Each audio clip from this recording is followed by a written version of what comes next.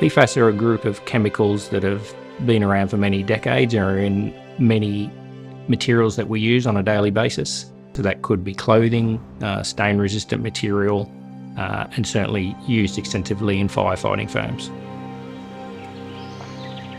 Once in the environment, it doesn't break down biologically. So it will remain in the environment and make its way back through the food chain and eventually into our diets and into our bodies, causing health concerns.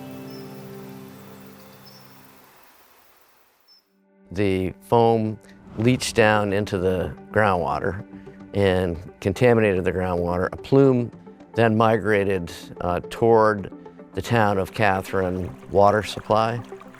Katherine has two water sources, which is the Katherine River, and we have a bore field that we extract from. The bore field was contaminated with PFAS, so we had to put Katherine on water restrictions, so hence the urgency to deliver this project so we could return a second water source, which is our groundwater. We removed the PFAS from it, it's now online, and the community of Katherine now have two water sources. There are actually treatment systems both at the base and at the Katherine Drinking Water Supply. The treatment system at the Town of Katherine Drinking Water Supply is treating lower levels of contamination to that non-detect level that's required for the drinking water supply to the community. The Katherine Water Treatment Plant project was unique in Australia for both the size of the plant and also the performance criteria. The implementation, the construction of that plant moved rapidly to safeguard the community and protect them from the PFAS in their water source. We did what we do best. We kept our heads down. We focused on scope, schedule, and budget. Initially, we were chosen by the Department of Defense and the Power and Water Corporation because we were already deeply engaged in projects around Australia, and we had equipment that could flexibly be deployed in a really short time frame. And that made us the clear choice for the project. The technology could be containerized for ease of transport and for ease of startup. So we essentially picked a technology that could be rapidly deployed, had a high capacity for PFAS, and could be regenerated to minimize waste generation.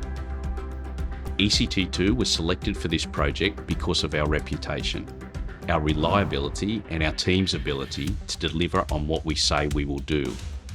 Our team's technical ability and project execution acumen is second to none, which is certainly inspiring to be part of.